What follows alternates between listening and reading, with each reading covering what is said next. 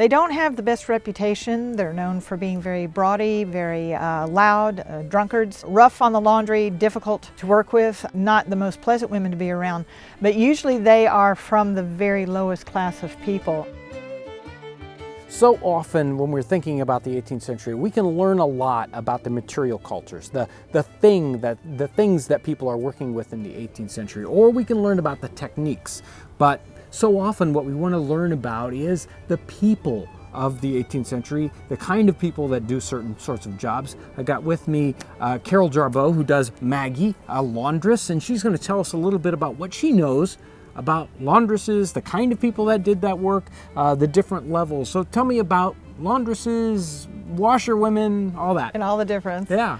You have such a different category of people that do the laundry. You have servants in high houses who are paid laundresses that do that kind of work. You have the fine laundresses that do the very hand washables, the ladies' maids.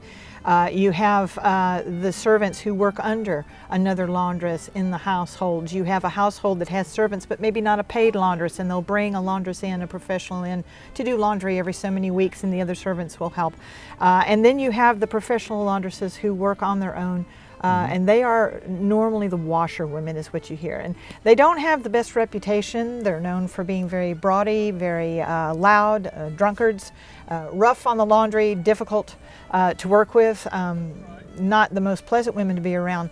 But usually they are from the very lowest class of people. Almost always you see the women that are doing the professional washerwomen of the lower class. They're women whose husbands are idlers, who do not help support the family, or they're drunkards. They perhaps don't have a husband. The husband has left, has abandoned them, has died, something along that line.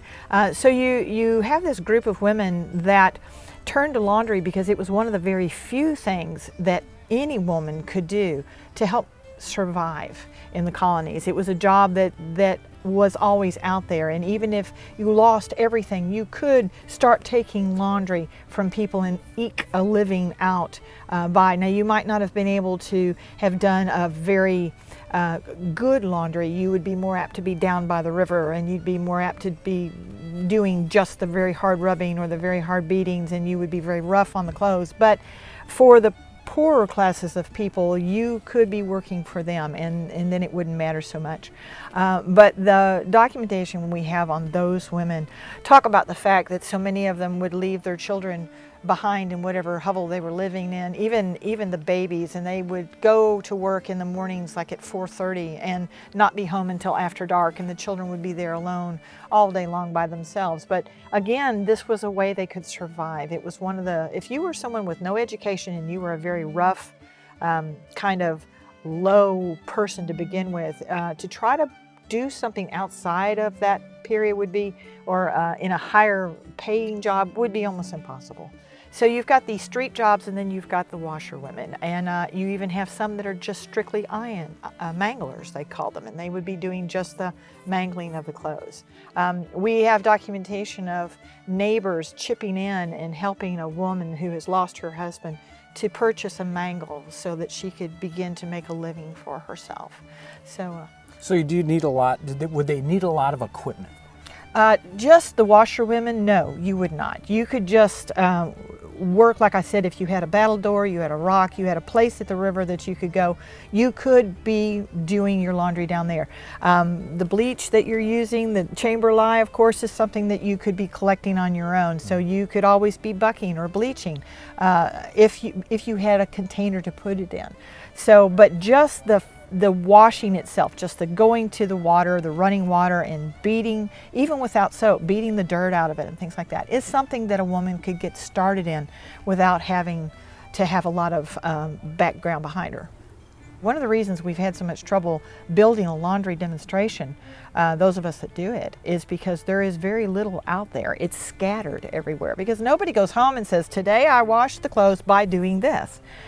So you just don't have that kind of information because we learned it from our mothers and our mothers from theirs and up the line like that. So it's something that's passed down and handed down. That's one of the reasons we all do it differently. It's because it depends on where you came from, the region, as to what kind of things you're going to learn to do. So, was it sounds like there was a lot of laundry to do in the 18th century. There was. You can imagine if you don't live in a place big enough to do your own laundry, even if you're a middle class person, if you don't have the place to have a laundry, if you don't have a laundry house or wash house, if you don't have a large area to do that in, then that's not stuff that you're going to keep around. You'd rather hire somebody to come in. And the poorer you are, the more apt you're going to have to give somebody else the laundry to do.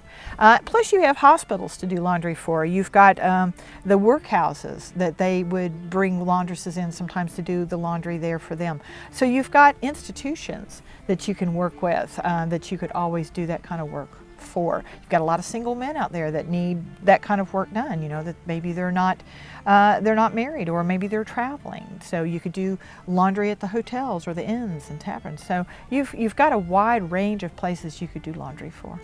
And then you've got the camp followers that follow the army. Usually they were wives of the soldiers, but that's a lot of laundry. That's a lot of laundry, and that's a whole nother situation. And a difference of what can you do with what you've got, what can you carry. So, were there instances of, or were there fraudulent things that would happen in laundry?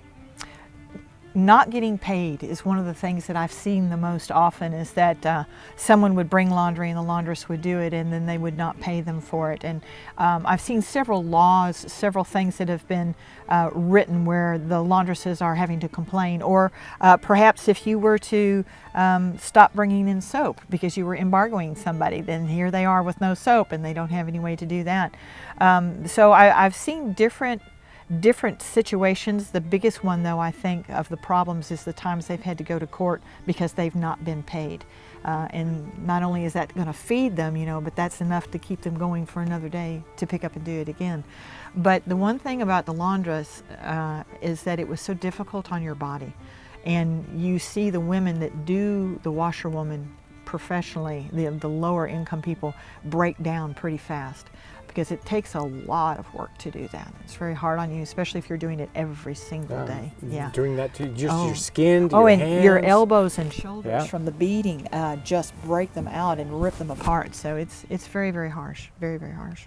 So often you've talked about the poor and the lowly. How does this connect with workhouses and what's happening to poor the pauper folks? houses? Yeah. There was a movement toward the end of the 1700s in this country where they were thinking that just providing poor relief for poor people was not really working really well. And they had begun already building almshouses and bringing them in, and they decided, and Philadelphia was the first one to take off with this, that it would be better if they built them a place of industry and gave them something to do. Anyone who was able-bodied enough to do anything, have them do something. And they actually called it a bettering house because it was going to make you better for society.